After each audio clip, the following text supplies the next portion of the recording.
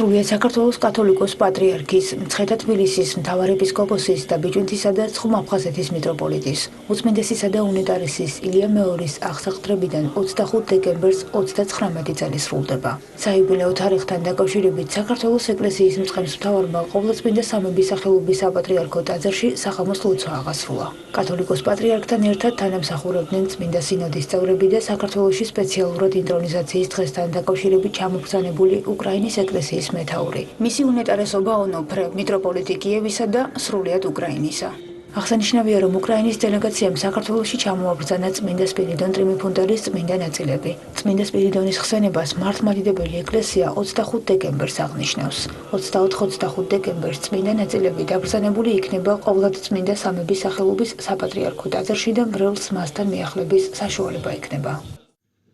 ლოცვის დაწყებამდე უკრაინიდან ჩამობრძანებულ დელეგაციას საქართველოს ეკლესიის მწყემსმთავარმა საპატრიარქო რეზიდენციაში უმასპინძლა. უკრაინის ეკლესიის მეთაურმა კიევისა და სრულიად უკრაინის მიტროპოლიტმა ონოფრემ საპატრიარქოში წმინდა სპირიდონ ტრიმიფუნდელის წმინდა ნაწილები მიაბრძანა. სტუმარმა შეხვედრაზე საქართველოს ეკლესიის მწყემსმთავარს აღსაყდრებიდან 39 წელი მიულოცა და დღეგრძელობა უსურვა. თავის მხრივ საქართველოს კათოლიკოს პატრიარქმა სტუმრებს ჩამობრძანებისთვის მადლობა გადაუხადა. გულითადაც მოგესალმებით საქართველოს მართლმადიდებელი ეკლესიის სახელით და მადლობას მოგახსენებთ ჩამობრძანებისთვის. კვალ სრულდება ჩემი აღსაყდრებიდან 39 წლის თავი. ეს საკმაოდ რთული პერიოდი იყო, მაგრამ ღვთისწყალობით ჩვენ შევძელით ამ სიძნელეების გადალახვა. კეთილი იყოს თქვენი ჩამობრძანება და თავი ისე იგრძენით, როგორც საკუთარ სახლში.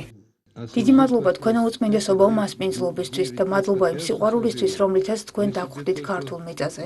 ჩვენ მოხარულები ვართ, რომ ჩამოვედით აქ, ქალაქ თბილისში, საქართველოს გულში და ჩამოვედით, რათა შეუერთდეთ თქვენი აღსაყდრების 39 წლის თავის იუბილეს აღნიშვნას. ჩვენ ვიცით, ეს წლები საკმაოდ მძიმე იყო, მაგრამ გვიხარია, რომ უფალი გაძლიერებდათ და გაძლიერებთ. მინდა გითხრათ, რომ უკრაინაში თქვენ ძალიან უყვარხართ და გაფასებენ. გილოცავთ აღსაყდრების საიუბილეო თარიღს და შევთხოვთ უფალს, რომ გაგაცლიეროთ და დღეგრძელი სიცოცხლე მოგცეთ.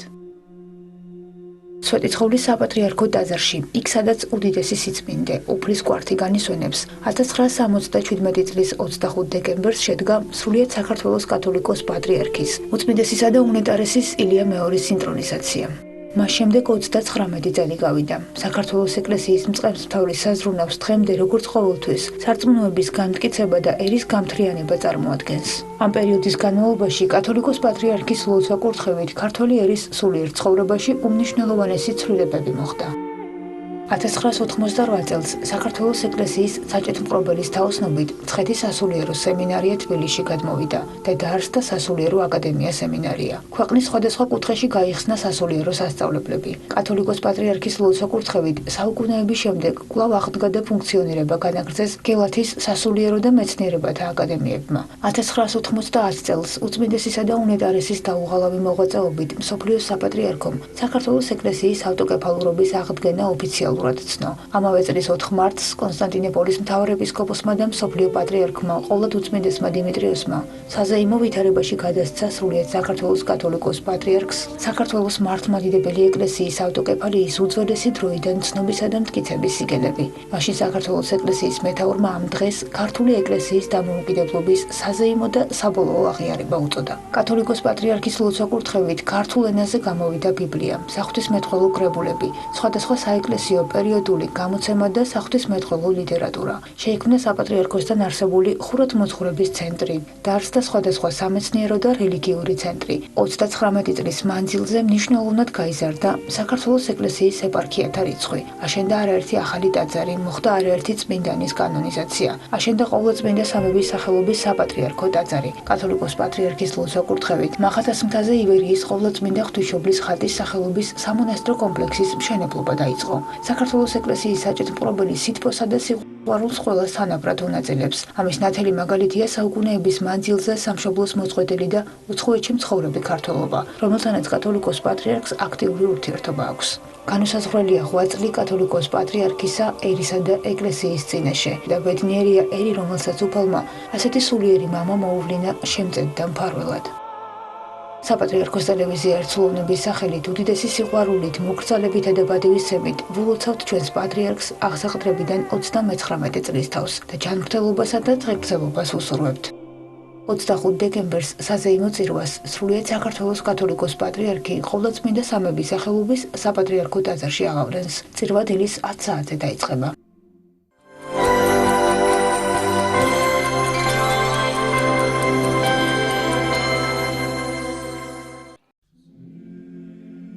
მართლმადიდებელი ეკლესია 24 დეკემბერს წმინდა მოწამეებს აკეფსეს, აითალასა და ღირს ლუკა მესვეტეს მოიხსენიებს. წმინდა მოწამეები სპარსეთიდან იყვნენ. აკეფსე წარმართი მსახური იყო ქალაქ არბელში. ერთხელის განუკურნებელი სენით დაავადდა და ქრისტიანმა ეპისკოპოსმა ლოცვით განკურნა. ამის შემდეგ ნეტარმა ერწმუნა ჭეშმარიტი სარწმუნოება და დაუფარავად ქადაგებდა მას. ამისათვის ურწმუნოებმა ის დილეგში ჩააგდეს, მალევე ამ საპყრობილეში დიაკვანი აითალაც მოხდა. წმინდა მოწამეები რამდენიმე დღის შემდეგ ქალაქის მმართველთან მიიყვანეს. ღვთისმშეულებმა ისევ დაუფარავად აღიარეს მაცხოვარი. განრისხებულმა მეფემ კი მათი სიკვდილით დასჯა ბრძანა. წმინდა მოწამეებს თავები მოჰკვეთეს.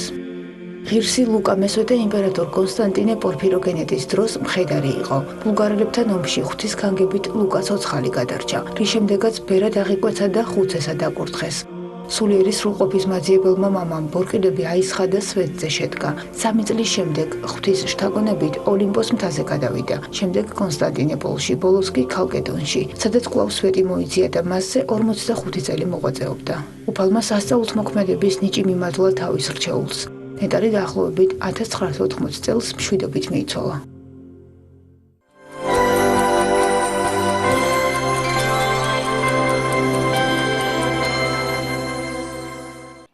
თბილისის სახელმწიფო უნივერსიტეტის სტრატეგიული განვითარების ახალი გეგმა სასწავლებლის რექტორმა მედიის წარმომადგენლებს გააცნო.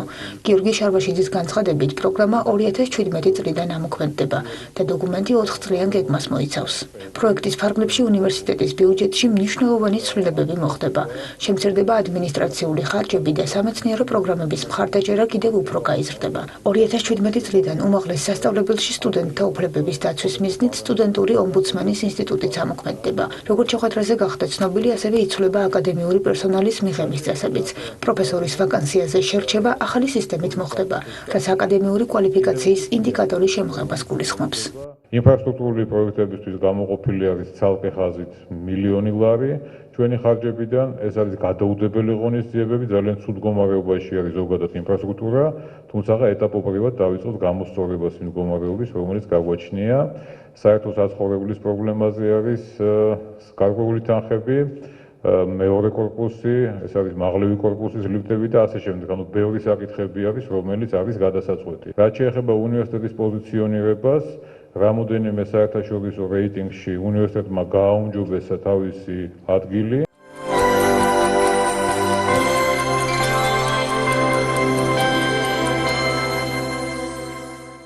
თბილისის სახელმწიფო უნივერსიტეტში ახალი წიგნის ოსური ენის თვითმასწავლებელი წარდგინება გაიმართა. კრებულში თანამედროვე საკომუნიკაციო და საქმიანი ურთიერთობებისათვის საჭირო სიტყვები, ფრაზები, დიალოგები, მცირე ზომის ტექსტები და ქართულ-ოსური და ოსურ-ქართული ფრაზეოლოგიზმებია შესული. გამოცემა მეცნიერთათვის, სტუდენტებისთვისა და ქართული და ოსური ენის შესწავლით დაინტერესებული ნებისმიერი მსურველისთვისაა განკუთვნილი. გამოვეცით ახლა წიგნი, რომელიც შეიძლება ითქვას, რომ არის ახალი ეტაპი ამ მიმართულებით. ეს არის ოსური ენის პრაქტიკული გრამატიკა, რომელსაც ქართველი მკითხველი, ქართველი მოსწავლე ადვილად გაეცნობა, რადგან ეს არის ოსურ-ქართულ ენებზე და მათთვის ხელმისაწვდომია ეს. ასეთი სახის სახელმძღვანელო არ გამოცემულა ჯერჯერობით და ეს იქნება ალბათ სასკოლო სახელმძღვანელოების ერთ-ერთი საკმაოდ მნიშვნელოვანი სახელმძღვანელო. ოსური ენის თვითმასწავლებელი დღემდე არ ყოფილა გამოცემული. საქმე ის გახლავთ, რომ საქართველოში მცხოვრებ ოსებს, რომლებმაც იციან თავიანთი მშობლიური ენა ზეპირმეტყველების დონეზე, ხშირად უჭირთ, თქვათ, წერილობითი ასე ვთქვათ, კომპეტენციები, ასევე ის სკოლებიც, რომლებიც ფუნქციონირებს დღემდე და სადაც ოსური ენა ისწავლება, ქართული ენის ბაზაზია. შესაბამისად, ძალიან მნიშვნელოვანია, რომ ამ ენით დაინტერესებულმა ადამიანებმა შეისწავლონ ქართული ენის პერსპექტივიდან ოსური ენა, ან და საქართველოში მცხოვრებმა, ვთქვათ, სხვა ადამიანებმა, სტუდენტებმა, მაგისტრანტებმა, დოქტორანტებმა, ენების სპეციალისტებმა ნახონ და შეისწავლონ ეს ენი სწორედ აი ამ ბაზაზე.